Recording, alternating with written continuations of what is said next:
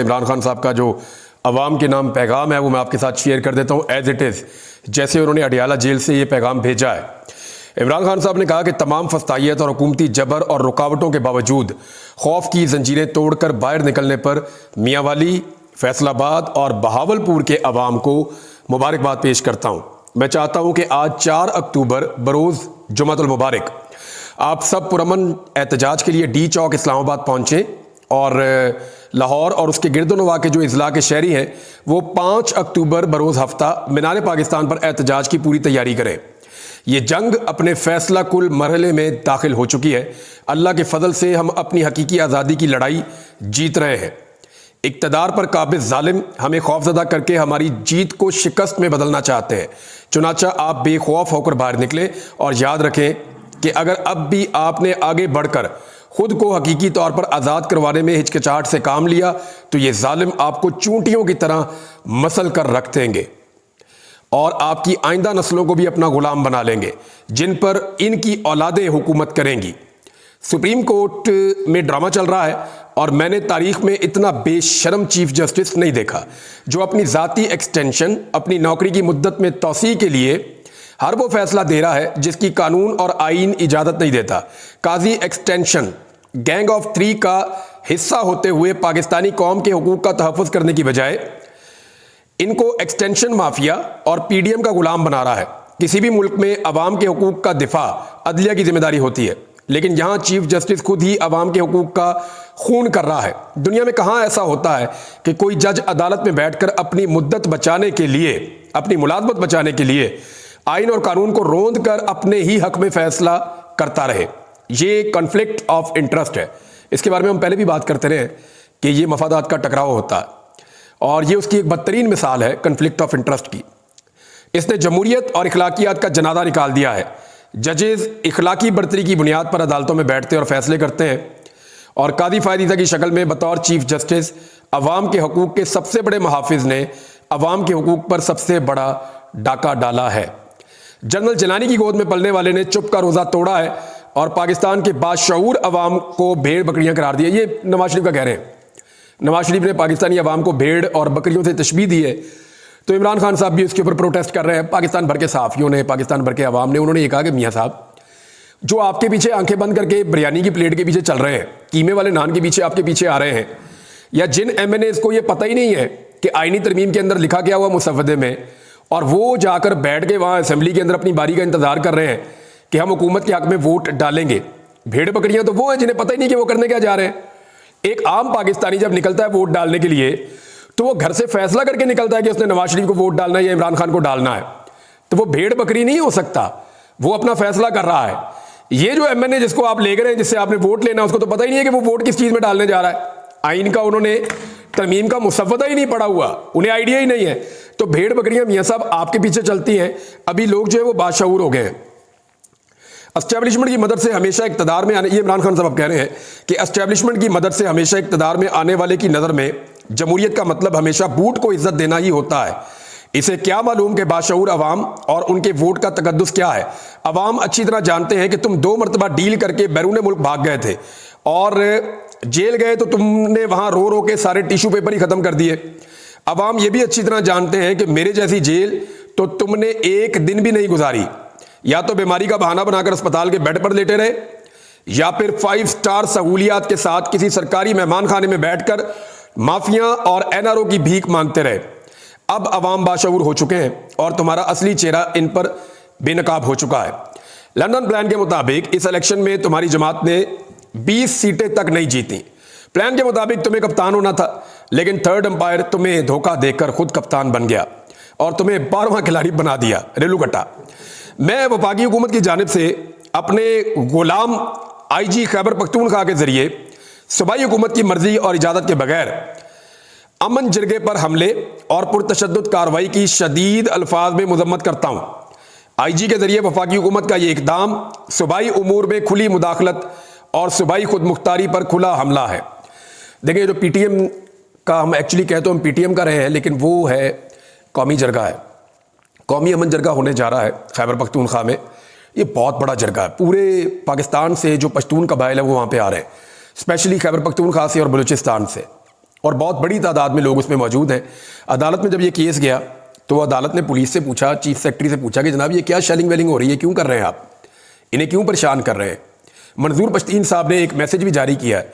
उन्होंने कहा जी किसी पार्टी का नहीं है, ना ये पीटीएम का है, ना किसी और जमात का है, ना किसी पार्टी का यहाँ पे झंडा आ रहा है, ये तो अमन जरगा है और पूरे खैबर पख्तूनख्वा से लोग आ रहे हैं और 30,000 के करीब अमायदीन हैं, सरदार हैं, मुख्तलिफ मुशीरान हैं, जो काबिल एहतराम लोग हैं खैबर पख्तूनख्वा के, वो सारे इकट्ठे हो रहे हैं और इसकी तैयारी कई महीनों से चल रही है।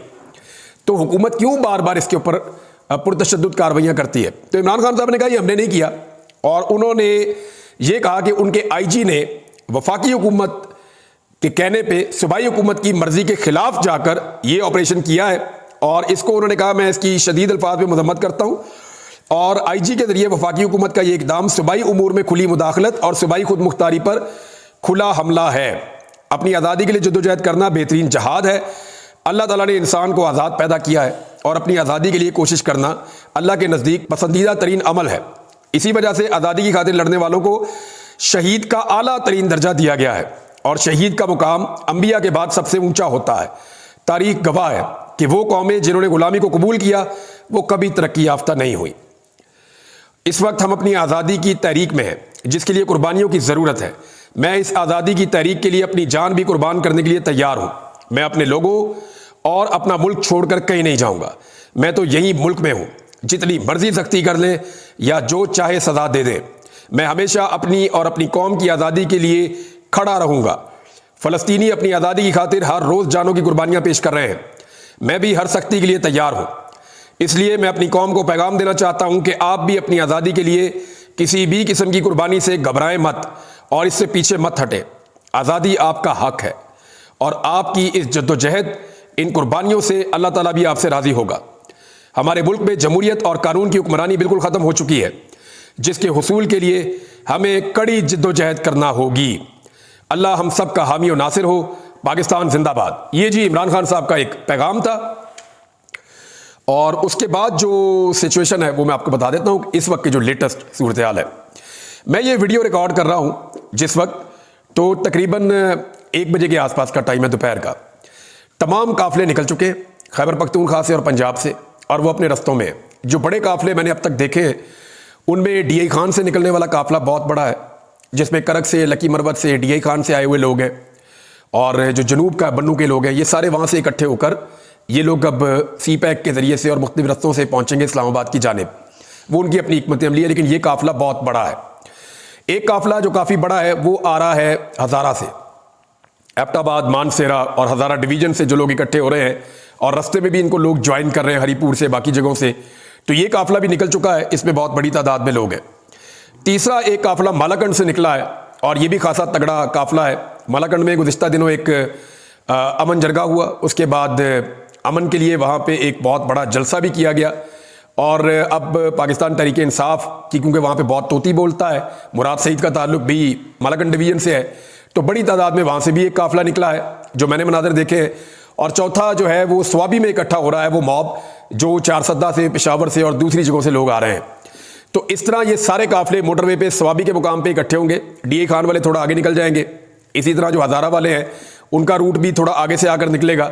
तो ये सारे लोग इस्लामाबाद की तरफ मार्च करते हुए आ रही है। खैबर पख्तूनख्वा की सिचुएशन, अली अमीन गंडापुर इन तमाम काफ़िलों को लीड कर रहे हैं।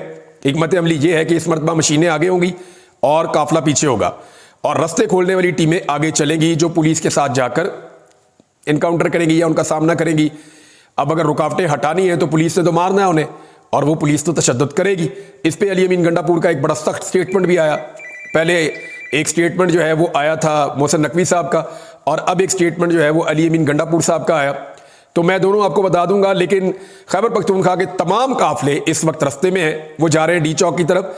रावलपिंडी और इस्लामाबाद से अब इक्का दुक्का इतलात आना शुरू हो गई है, लोगों ने असेंबल होना शुरू कर दिया है, बाहर निकलना शुरू कर दिया है और लोग बढ़ रहे हैं डी चौक की जानिब। हालांकि तमाम रास्ते सील हैं, लेकिन जो लोग अंदर रहते हैं इस्लामाबाद में वो तो वहीं से निकलेंगे और मुज़ामत का सिलसिला शुरू हो चुका है। कई जगहों से रिपोर्ट हो रहा है कि पुलिस को कारकुनों ने टफ टाइम देना शुरू कर दिया है। जबकि इस जो पंजाब से काफ़िले आ रहे हैं उनके लिए भी बहुत कड़ी रुकावटें हैं। जीटी रोड पे, मोटरवे पे, हर जगह से कोशिश की जा रही है कि रोका जाए।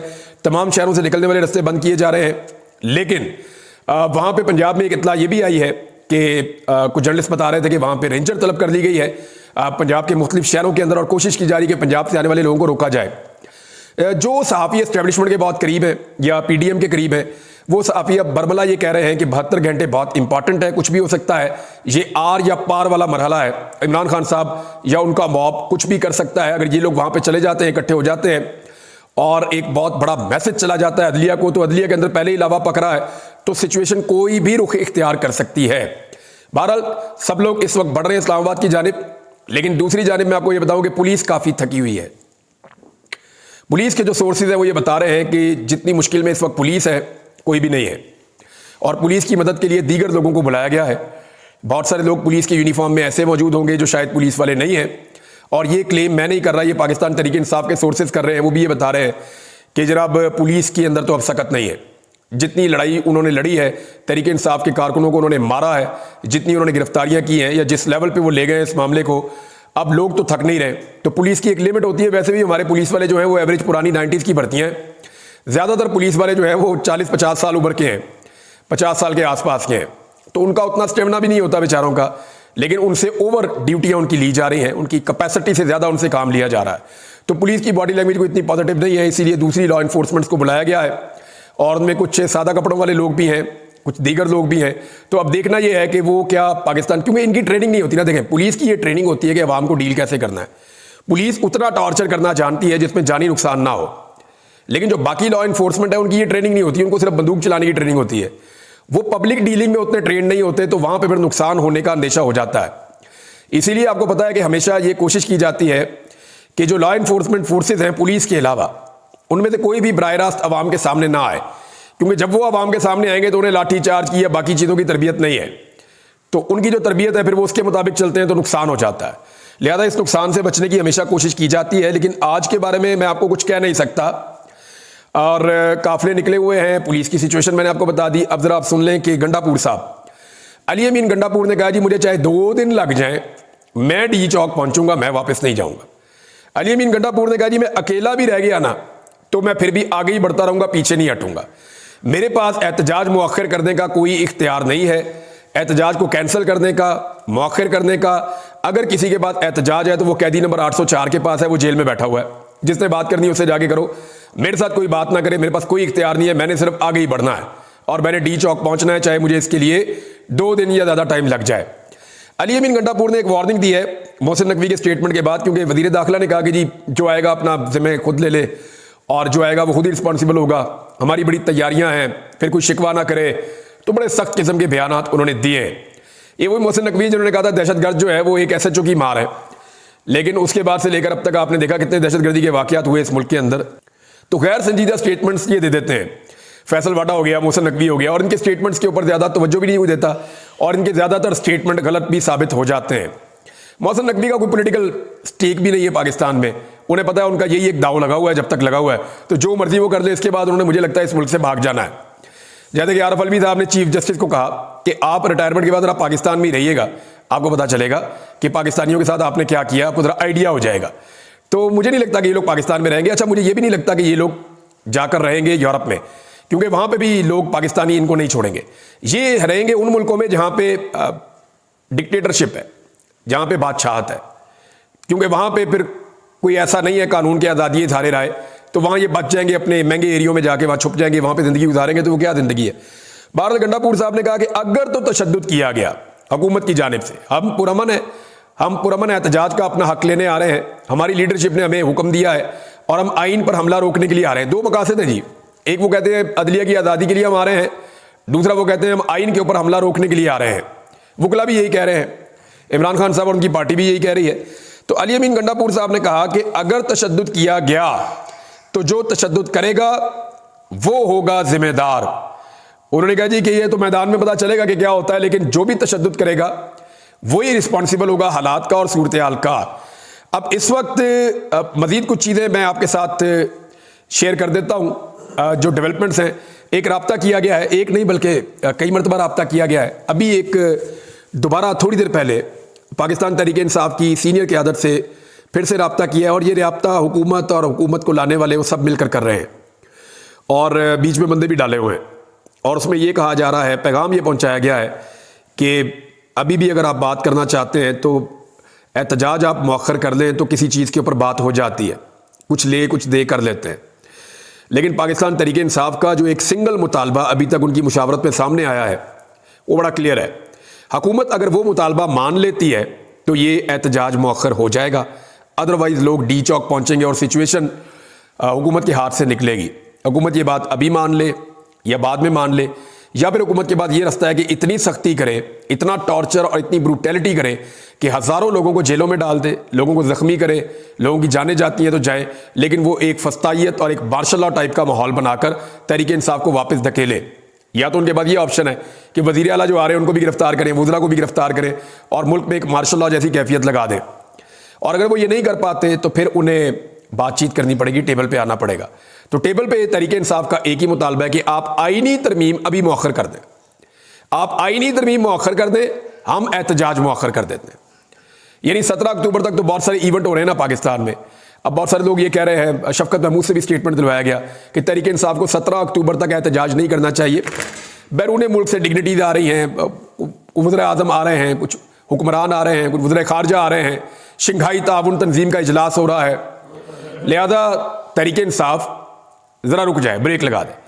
तो दूसरी तरफ मुतालबा तहरीक इंसाफ ये कह रही है जी हम रुक जाते हैं, हम गारंटेड रुक जाते हैं, आप इस आईनी तरमीम को रोक लें, अभी आप इसको मौखर कर दें, हम एहतजाज मौखर कर देते हैं, आप दोबारा जब आइन पर हमला करेंगे तो हम दोबारा एहतजाज शुरू कर देंगे। तो ये तहरीक इंसाफ की जानिब से कहा गया है। लेकिन अभी तक तो सूरत हाल ये है कि घोड़े निकल चुके हैं, काफिले मैदान में आगे बढ़ रहे हैं, दोनों जनब तैयारी जो है वो मुकम्मल है और ऐसा लगता है कि काउंटडाउन हो रहा है एक्शन के लिए।